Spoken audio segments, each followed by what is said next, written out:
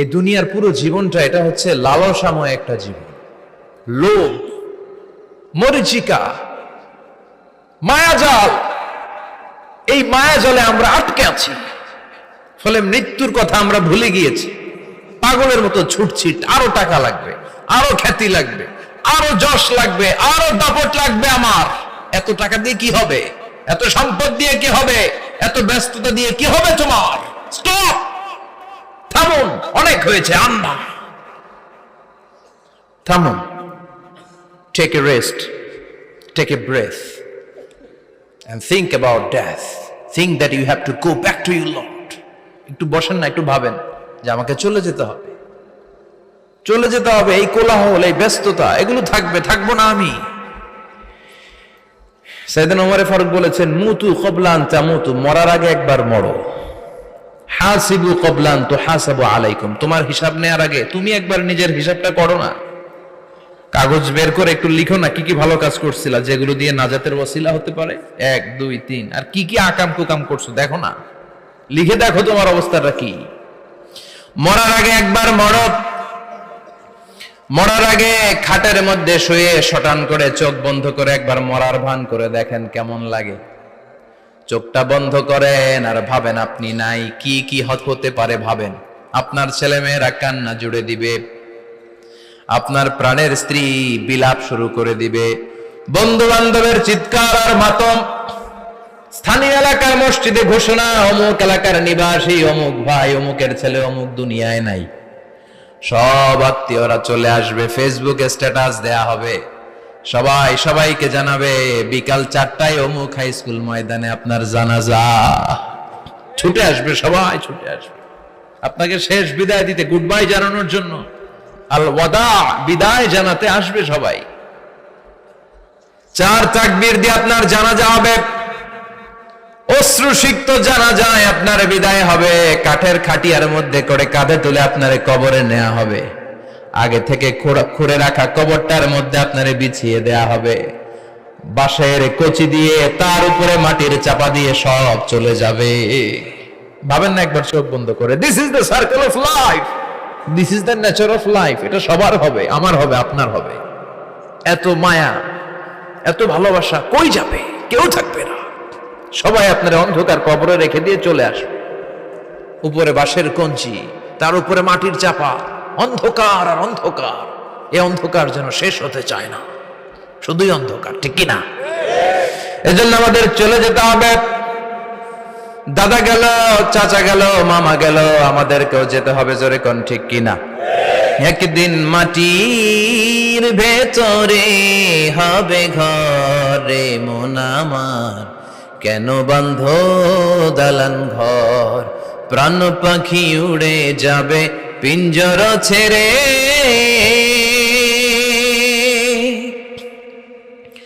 ধরা ধামে সবই রবে, তুমি যাবে চলে। বন্ধু বান্ধব যত, মাতা পিতা যারা সুত, সবই হবে তোমার পরে। মন আমার কেন বান্ধ দালান ঘর, একদিন মাটির ভেতরে হবে ঘরে। মন আমার কেন বান্ধ দালান ঘর, ঠিক কিনা? সব পরে থাকবে, চলে যেতে হবে আমাদেরকে। এজন্য আখিরাতের কথা যেন আমাদের স্মরণ হয়। বিশ্বনবী বলতেন, নাহাইতুকুমান জিয়ারাতিল কবুর, আমি তোমাদেরকে কবর জিয়ারত করতে আগে নিষেধ করতাম, কিন্তু এখন নিষেধাজ্ঞা প্রত্যাহার করে নিলাম। এখন সব সময় তোমরা কবরের সামনে যাবা আর জিয়ারত করবা। কবরস্থানে জানতো, বড়ুয়া কৃষ্ণপুরের এই গ্রামের কবরস্থান আছে কোন দিকে? পূর্ব দিকে আছে, গোখরার জলের ওদিকে। যান আপনারা, একটু যাবেন, একটু গেলে আখিরাতের কথাটা স্মরণ হবে। ওখানে ছোট শিশুরা শুয়ে আছে, কিশোর যুবকরা আছে, আপনার মতো তাগড়া যুবক মুরব্বীরা আছে। এরা এই এলাকায় থাকতো, এরা আকাশ থেকে নেমে আসে না, এই এলাকার সন্তান আজ নাই। একটা সার্টেন পিরিয়ড শেষে আপনিও থাকবেন না। This is the nature of life, this is the circle of life. ছোট্ট শিশু হয়ে এসেছিলেন, শৈশব, কৈশোর, যৌবন, প্রৌঢ়ত্ব। আগে ছিলেন সিঙ্গেল, বিয়ে করে হয়ে গেলেন ডবল। এরপরে আল্লাহ আপনাকে একটা মেয়ে দিল, এরপরে মেয়েকে বিয়ে দিয়ে শ্বশুর হলেন, এরপরে ওই মেয়ের ঘরে সন্তান হতে নানা হলেন। আর কতদিন? অনেক দিন হলো তো, অনেক লম্বা সময় পেয়েছেন আপনি। Think about death. এবার যাওয়ার কথা ভাবেন, আখিরাতের সামানের কথা ভাবেন, ফিরে যেতে হবে। কি শক্তিশালী যুবক, বার্ধক্য চলে আসলে লাঠি ছাড়া চলতে পারে না।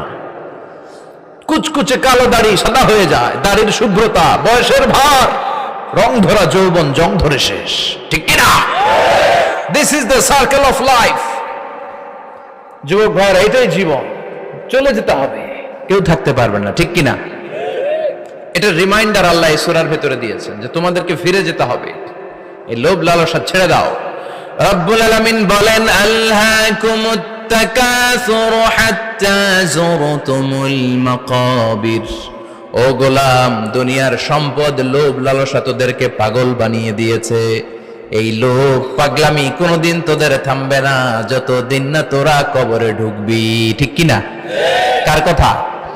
আল্লাহ বললেন, দুনিয়ার সম্পদ আর লোভ আর মোহে তোমরা গাফেল হয়ে গিয়েছো। আখিরাতের কথা বেমালুম তোমরা ভুলে গিয়েছো। কিন্তু আখিরাতে তোমাদের যেতেই হবে, কবরের বাড়িতে তোমাদের ঢুকতেই হবে, ঠিক কিনা? যেতেই হবে। আমরা ভুলে যাই। আলহাকুমুত তাকাসুর, অতিরিক্ত পাওয়ার লোভ, বেশি বেশি খাওয়ার লোভ, বেশি বেশি জমানোর লোভ মানুষকে গাফেল বানিয়ে দিয়েছে। এটা মানুষের স্বভাব। আরো চাই, আরো চাই, এই স্বভাবটা আছে না নাই? দেখবেন ছোট বাচ্চারা মসজিদের দোয়া অনুষ্ঠান শেষে জিলাপি দেয় না? বড়ুয়া কৃষ্ণপুর কি দেয়? আগে বাতাসা দিত না, এখন কি দেয়? জিলাপি দেয়, মিষ্টি দেয়। তো মসজিদের 2-3 গেট থেকে যদি দেয়, ছোট বাচ্চারা দেখবেন এদিক দিয়ে কয়েকটা নিয়ে আবার ওই গেটে লাইন ধরে। ওর হাত হলো ছোট হাত, ওর হাত ভর্তি জিলাপি, আর নেওয়ার জায়গা নেই, এরপর আরেক জায়গায় লাইন ধরছে, আরো লাগবে, আরো লাগবে, এই আরো আরো আরো চাই। এই স্বভাবটাই মানুষকে কুড়ে কুড়ে শেষ করে দিয়েছে। এত লাগবে কেন তোমার? চাহিদার কোনো শেষ নাই। Unlimited demand of human being. যার আছে বেশি তার চাই বেশি। যার সাইকেল আছে তার হুন্ডা চাই, হুন্ডা আছে তো প্রাইভেট কার চাই, প্রাইভেট কার আছে তো প্লেন চাই, প্লেন আছে তো হেলিকপ্টার চাই, হেলিকপ্টার আছে তো ওইটা চাই, ওইটা আছে তো সেটা চাই, ঠিক কিনা? এলাকার মেম্বার যে হয়েছে চেয়ারম্যান হতে চায়, আছে না নাই? চেয়ারম্যান সাহেব এমপি হতে চায়, আছে না নাই? এমপি সাহেব মন্ত্রী হতে চায়, আছে না নাই? মন্ত্রী সাহেব প্রধানমন্ত্রী হতে চায়, আছে না নাই? কিন্তু এই দেশে সুযোগ নাই। কথা কন? এই দেশে প্রধানমন্ত্রী সিলেক্টেড। 2-3 জনের বাইরে কেউ প্রধানমন্ত্রী হইতে পারবি না, ঠিক কিনা? আমার এই জীবনে তো আমি 2-3 জনই দেখলাম। বেগম খালেদা জিয়া, মাননীয় প্রধানমন্ত্রী শেখ হাসিনার ছোট্টবেলা দেখেছি এরশাদকে, আমরা তখন ছোট। তো মানুষের চাহিদার কোনো শেষ নাই, যার আছে বেশি তার চাই বেশি। এজন্য বিষ্ণু বলেছেন, উনজুরু ইলা মান হুয়া আসফালা মিন, তোমার চেয়ে যে খারাপ আছে ওর দিকে তাকাও। ওয়ালা তানজুর মান হুয়া আ'লা মিন, তোমার চেয়ে যে ভালো আছে ওর দিকে তাকায়ও না, তোমার চেয়ে যে খারাপ অবস্থানে আছে ওর দিকে তাকাও। অনেকে নিজের অবস্থান নিয়ে সুখী না, এরকম আছে না নাই? আল্লাহ আমার এটা দিল না রে, ওইটা দিল না রে, পাইলাম না রে, কিচ্ছু হয় না, কি করব জীবনে, হতাশ। আসলে আছে কিন্তু অনেক, কিন্তু শুকরিয়া নাই, ডাকাত, ঠিক কিনা? নিজের অবস্থান নিয়ে সুখী না, কিন্তু অনেক লোক আছে তারা আপনার অবস্থানে পৌঁছতে চায়। তাদের দিকে তাকিয়ে দেখেন, আপনি যে অবস্থানে আছেন এই অবস্থানে পৌঁছাটা অনেকের কাছে স্বপ্ন। তারা প্রতিনিয়ত সংগ্রাম আর স্ট্রাগল করে যাচ্ছে আপনার অবস্থানে পৌঁছতে, আর আপনি এটা নিয়ে সন্তুষ্ট না। শেখ সাদির নাম শুনেছেন? বালাগাল উলা কাশাফাত দুজা, এই কবিতাটার রচয়িতা ইরানের বিখ্যাত এক কবি। উনি একবার আর্থিক সমস্যার মধ্যে দিয়ে সময় কাটাচ্ছেন, টাকা নাই, পয়সা নাই, পায়ে দেওয়ার মতো জুতা নাই। উনি খুব দুঃখ পেলেন, হায় রে, আমি ইরানের এত বড় কবি, আমার পায়ে দেওয়ার মতো জুতা নাই। দুঃখ ভরা মন নিয়ে রাস্তায় হাঁটতে বেরোলেন। হাঁটতে হাঁটতে হঠাৎ দেখলেন একটা লোক শুয়ে শুয়ে কাঁদছে, ওই লোকটার 2টা পাই নাই,